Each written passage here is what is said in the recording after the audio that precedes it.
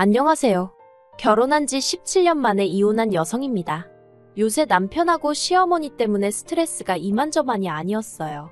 그래서 막둥이 딸 때문에라도 참고 살아보려고 했는데 결국 이혼하자고 했지요. 그런데 남편도 꼴에 자존심인지 오기인지 어지간히 목에 핏대 세우고 저를 잡지는 않더라고요. 처음부터 남편하고 제 사이가 이렇게 안 좋았던 건 아니에요. 처음에 친구의 소개로 만났는데 저한테 한눈에 반했다며 어지간히 저를 쫓아다녔거든요. 게다가 연애하는 동안은 남편이 특별히 저를 힘들게 하는 것도 없고 속도 썩이질 않았지요. 그래서 결혼까지 생각하고 만난 것도 아니었는데 어느샌가 결혼을 전제로 이야기를 나누고 있더라니까요. 그런데 막상 양가 어른들 뵙고 본격적으로 결혼 준비를 시작해보니까 시댁 상황이 너무 어려운 거예요. 남편이 모아둔 돈이 좀 있기는 했어도 시부모님 중 시아버지는 이미 돌아가셨고 시어머니 혼자서 남편을 키우셨다 보니까 딱히 재산이랄 게 없으셨거든요. 그런데 제가 결혼하던 당시만 하더라도 남자 쪽에서 집을 해오는 일이 비교적 흔한 일이었어요. 많은 사람들이 그게 당연하다고 여기던 시절이기도 했고요. 그래서 친정부모님도 당연히 남편 쪽에서 집을 해올 거라 생각하셨던 모양입니다. 하지만 남편이 그건 안 될 것 같다고 하니까 저더러 없는 집에 시집가서 죽어라 고생할 일 있냐고 하지 말라고 하시대요. 그리고 저도 부모님이 반대하는 결혼은 예전부터 할 생각이 없던 사람이었기에 남편에게 이런 이유는 말하지 않고 그냥 결혼은 없던 일로 하자고 했습니다. 생각해봤는데 아무래도 아직 결혼할 때가 아닌 것 같다고 적당히 둘러대면서 말이에요. 하지만 남편도 어느 정도 눈치를 챘던 건지 돈 때문이냐면서 자기가 앞으로 열심히 돈 벌어서 저 고생시키지 않겠다고 남부럽지 않게 살게 해주겠다며 호언장담을 하더라고요. 그래서 결국 남편하고 결혼하는 쪽으로 마음을 바꿔먹었지요. 하지만 남편과의 결혼 생활은 제가 예상했던 것보다 훨씬 빠듯했고 어려웠어요. 일단 역시나 시어머니로부턴 1원 한 푼 지원받지 못했고 친정에서만 제법 큰돈을 지원받아 신혼살림을 차리게 되었습니다. 그리고 결혼 1년 만에 눈에 넣어도 아프지 않을 쌍둥이도 낳았지요. 저는요, 지금도 누가 물어도 자신있게 대답할 수 있는 게 아내로서의 역할, 며느리로서의 도리 남보다 더하면 더했지 부족하게 한 건 없다고 생각해요. 그런데 문제는 남편이었습니다. 남편은 저와 했던 약속은 까맣게 잊은 건지 결혼 초부터 제 속을 썩였거든요. 결혼 당시 남편이 말하길 자기가 시어머니랑 같이 만두 가게를 하고 있긴 하지만 시어머니는 곧 다른 장사를 하실 거고 만두 가게는 자기가 물려받기로 했다 했습니다. 하지만 곧 다른 장사를 하실 거라던 시어머니께서는 손목이 아프네 허리가 안 펴지네 정말 매일매일 다른 핑계를 대시면서 결국은 다른 장사는 시작조차 하지 않으셨고요. 그러니 남편은 그저 계속해서 시어머니 밑에서 잡일을 도맡아 할 뿐이었어요. 하지만 솔직히 잡일이건 뭐건 간에 그게 중요한 게 아니었습니다. 제가 정말 답답하고 속상했던 건 단지 남편이 그 만두가게 사장님 소리를 못 들어서가 아니라 월급을 제대로 가져오질 않았기 때문이에요. 그리고 그럴 때마다 제가 시어머니더러 생활비도 써야 하고 하는데 왜 월급을 이렇게 제때제때 안 주시냐 하면 미안한 기색은커녕 내가 네 돈을 떼먹은 것도 아니고 아무렴 내가 내 아들 월급을 안 주고 싶어 그랬겠냐며 오히려 저를 이상한 여자로 몰고 가시기 일쑤였어요. 그러다 한 번은 남편이 4달 가까이 제대로 월급을 가져오질 않았습니다. 그리고 그땐 정말이지 애들 먹일 것도 사야 하고 그런데 아빠라는 인간은 왜 이 모양인지 와이프인 저는 그렇다 쳐도 자식들을 위해서 시어머니한테 지가 일한 돈 달라는 말도 못하나 싶은 게 한심하단 생각밖에 안 들더라고요. 그리고는 도저히 그분을 참을 수가 없어서 직접 시어머니한테 이야기를 해봐야겠다 싶어 제가 하나는 업고 하나는 손잡고 그렇게 만두가게를 찾아갔습니다. 그런데 한참 일하고 있을 줄 알았던 남편은 온데간데 보이지도 않고 시어머니는 꾸벅꾸벅 졸고 계시대요. 제가 온지 눈치도 못 채시고 말이에요. 그리고 순간 그런 시어머니 모습에 마음이 약해진 제가 저 왔다고 슬그머니 인기척을 내고는 좋은 소리로 남편이 몇 달째 생활비를 안 준다. 어머님도 자꾸 제 전화를 피하시지 않냐?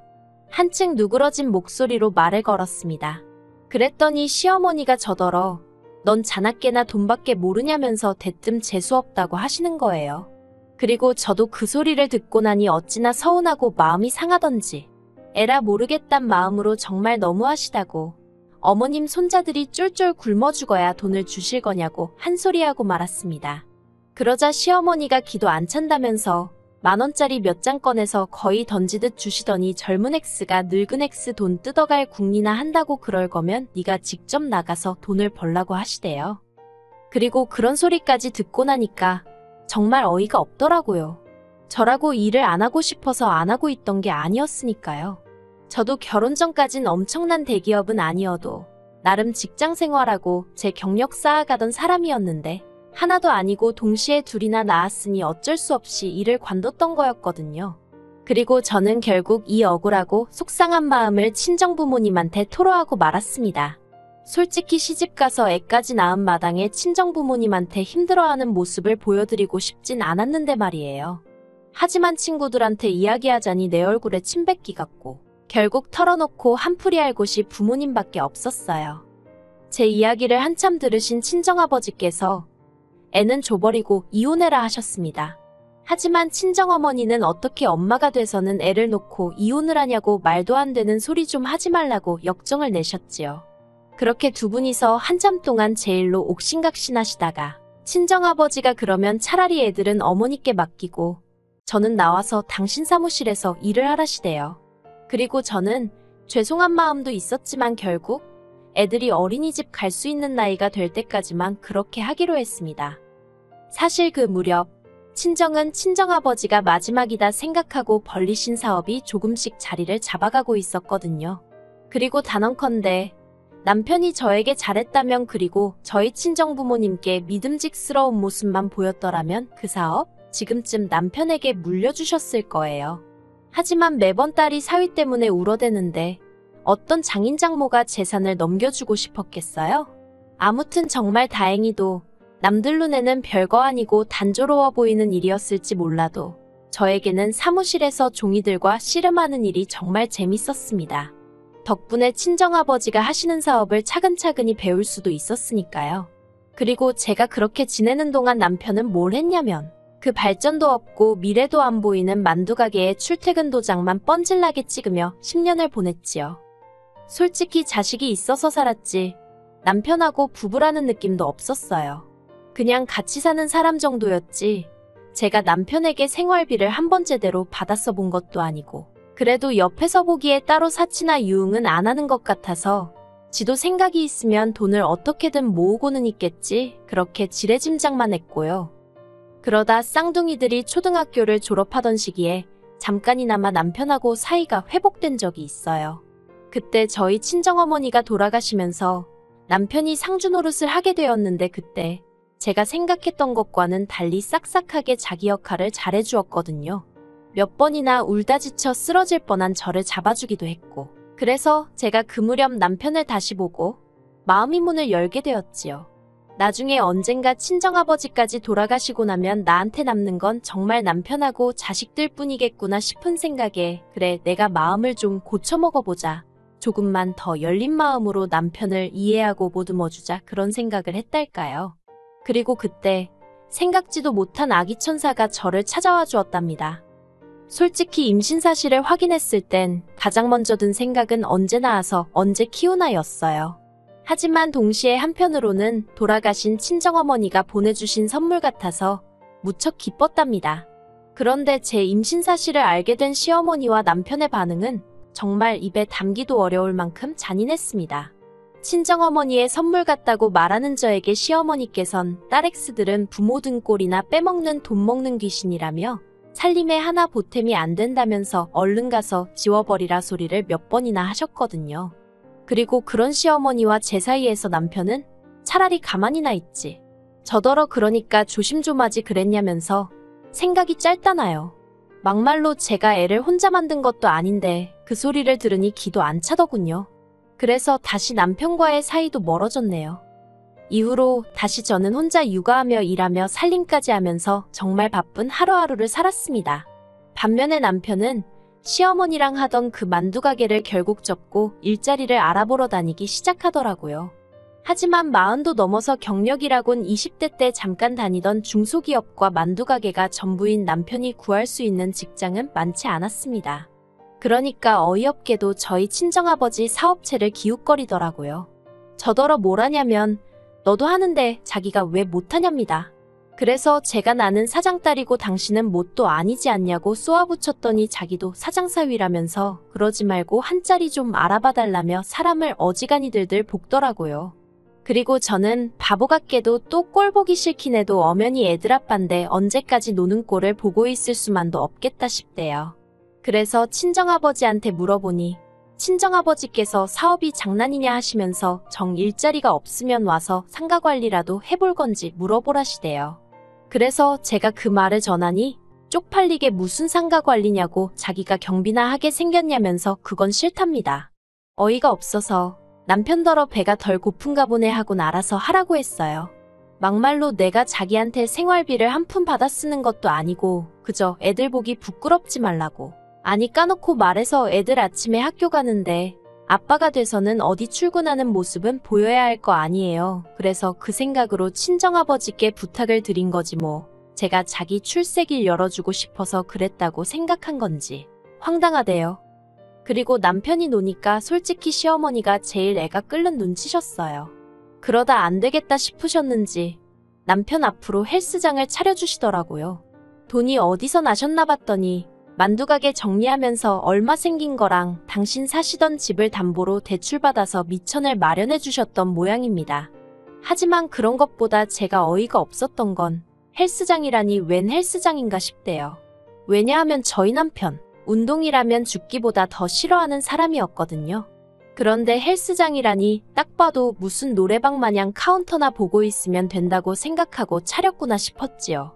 근데 뭐 제 돈이 1원이라도 들어간 것도 아니었고 제가 뭐라고 해봤자 질투한 애 어쩌네 헛소리나 해대지 귀담아 들을 위인이 아니었거든요.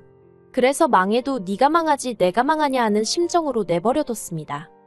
그러다 작년 제가 일 때문에 지방에 내려가던 길이었는데 졸음운전 차량에 받치는 사고를 당했어요. 운전자는 20대로 정말 우리 아들보다 몇 살이나 많을까 싶을 만큼 앳된 얼굴이었는데 아무튼 그 사고로 제 차는 폐차를 시켜야 했지요. 그런데 친정아버지께서 생각지도 못한 말씀을 꺼내셨습니다. 저에게 이참에 당신이 차를 한 대 선물해주고 싶으시다고요. 그래서 제가 됐다고 괜찮다고 아주 손사래를 쳤어요. 제가 차를 살 돈이 없던 것도 아닌데 70을 넘긴 아버지한테 제가 해드리면 해드렸지 뭔가를 받는다는 게 가당치도 않다고 생각했으니까요. 하지만 그뿐만이 아니었습니다. 제가 다시 한번 놀랄 수밖에 없었던 건 친정아버지가 골라주신 차는 무려 1억 가까운 차였거든요. 가격을 알고는 친정아버지께 정말 필요 없다고 말씀드렸어요. 그런데 친정아버지가 이 차는 출시 이후에 교통사고로 죽은 사람이 한 명도 없었다면서 꼭 사주시겠다는 겁니다. 그리고 그제서야 저는 친정아버지가 왜 그러시는 건지 조금은 알 것도 같아서 감사한 마음으로 차를 받기로 했네요. 그리고 며칠 뒤 친정아버지와 함께 매장에 가서 차를 계약하고 돌아왔습니다. 그런데 차에 관한 서류를 아무 생각 없이 식탁에 올려둔 게 화근이었어요. 남편이 제가 씻는 사이에 이게 뭔가 하고 열어봤던 모양입니다. 그리고는 씻고 나온 저를 향해서 아주 육두문자만 안 썼다 뿐이지 노발대발 난리도 아니대요. 어떻게 이렇게 비싼 차를 자기랑 상의도 없이 장인어른한테 받으냐면서. 그런데 저는 남편이 도대체 왜 화가 난 건지 도통 이해할 수가 없었습니다. 막말로 제가 시어머니한테 받은 것도 아니고 내 아버지한테 받은 건데 왜 자기가 악을 쓰는 건지 말이에요. 그래서 도대체 왜 이러냐고 뭐가 문제냐고 따졌습니다. 그러자 남편이 한다는 소리가 시어머니가 좋다고 차려준 헬스장이 폐업이기라면서 자기가 돈이 필요하다나요. 하지만 남편과 재산을 각자 관리한 세월이 얼만데 이제 와서 자기 헬스장인지 뭔지가 망하는 걸 나더러 어쩌라고 저러는 건지 도통 이해가 안 되더라고요. 그래서 제가 어쩌라는 거냐고 남편을 쳐다봤습니다. 그러자 남편이 한다는 말이 가서 차 계약 취소하고 친정아버지더러 현찰로 달라고 하래요. 그래서 자기 좀 살려달라나요? 어이가 없어서 싫다고 했습니다. 나한테는 지금 당장 출퇴근하고 애들 데리고 다닐 때 쓸 차가 필요하지 당신 헬스장은 나랑 아무 상관도 없다고요. 그러자 남편 사업장인데 왜 저랑 상관이 없냐입니다. 그래서 헬스장이고 뭐고 나한테 생활비로 단돈 10,000원이라도 준 적 있냐고. 막말로 거기서 돈 벌어서 누구 배를 불려주고 있는지 모르는데 내가 미쳤다고 1억을 그것도 친정아버지 재산을 갖다 쓰겠냐고 생각 좀 하라고 쏘아붙였어요. 그랬더니 황당하게도 이튿날 시어머니께서 연락을 해오셔서는 저더러 어떻게 그럴 수 있냐입니다. 남편이 하는 사업이 망한 애만에 하고 있는데 마누라가 돼서는 차를 사니마니 그런 경우는 세상에 없다나요. 그리고 말이 나와서 말이지만 저희 친정아버지도 너무 하신다고. 진작에 사위도 한 자리 앉혀줬으면 지금 얼마나 편하게 지내겠냐고. 딸만 자식이냐 사위도 자식인 걸 모르시냐. 결국 듣다 못한 제가 시어머니더러 지금 어머님이 저에게 하신 말씀 스스로 곰곰이 한번 생각해 보시라 했어요. 어머님한테는 저희 남편만 자식이지 않았냐고요.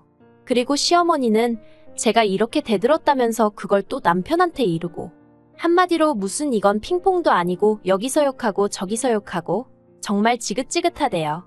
그래서 제가 남편더러 처음부터 이혼을 했어야 하는데 자식들 때문에 못하고 산 내가 등신이라고 이제라도 헤어지자 했습니다.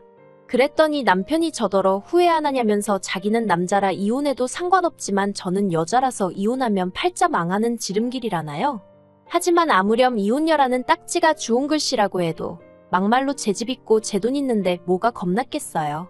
그래서 괜찮다고 상관없다고 이혼하자 했습니다. 뿐만 아니라 솔직히 이건 도박이긴 했는데 아들 둘은 네가 키우라고 딸은 내가 키우겠다고도 했네요. 진심이 아니었지만 일부러 3개 나갔습니다. 혹여나 양육권이나 친권으로 소위 우위를 선점하려 들까 싶어서 말이에요. 그리고 역시나 제 예상이 맞았습니다. 양육권을 무기로 이혼 안 해주려고 했던 모양인데 제가 지더러 가지라고 하니까 또 지가 키울 자신은 없었던가 보대요. 양육권은 저더러 가지라고 대신 양육비는 기대하지 말라며 치사하게 나왔거든요. 그래서 알겠다고 양육비 필요 없다고 대신 지저분하게 소송 가지 말고 좋게 좋게 이혼하자 했지요. 그랬더니 이번엔 시어머니가 제 재산을 반으로 나눠서 남편을 줘야 한답니다. 나라 법이 그렇다나요? 그래서 제가 시어머니더러 제가 미쳤냐고 남편이 제 재산 불리는데 뭘 한 게 있다고 반씩이나 욕심을 내시느냐고 따졌네요. 그런데 시어머니나 남편은 제 말을 믿지 못하고는 기어이 변호사를 사더라고요. 하지만 변호사를 산다고 사실이 달라지나요? 결국 뭐가 찔렸는지 협의 이혼하자고 순순히 나오더라고요. 그래서 그나마 제 예상보단 수월하게 이혼했어요. 친정아버지는 괜히 당신이 차를 사주네 어쩌네 해서 이 사단을 만든 건 아닌지 모르겠다며 저에게 너무나 미안해하셨습니다. 하지만 전 이렇게라도 결단을 내려서 참 다행이다 싶어요. 그리고 현재 남편의 상황은요. 헬스장은 결국 폐업을 했고 폐업이다 보니 권리금은 당연히 없고 보증금도 월세로 다 까여서 거의 건진 돈도 없는 모양입니다. 그래서 지금은 시어머니 사시는 집에 들어가서 둘이 산다나요. 아무튼 애들 때문에 앞으로도 몇 년은 좋든 싫든 소식 듣고 살아야 하는데 그러니 저는 더 이악 물고 보란듯이 성공할 참입니다. 그래서 남편에게 엄청난 모욕감과 모멸감을 안겨주고 싶어요. 시어머니도 물론이고요. 이런 제가 못돼 보일까요? 그래도 저는 그렇게 살렵니다. 지금 이 마음가짐이 제가 잘 살아갈 수 있는 힘이 되어줄 것 같아요.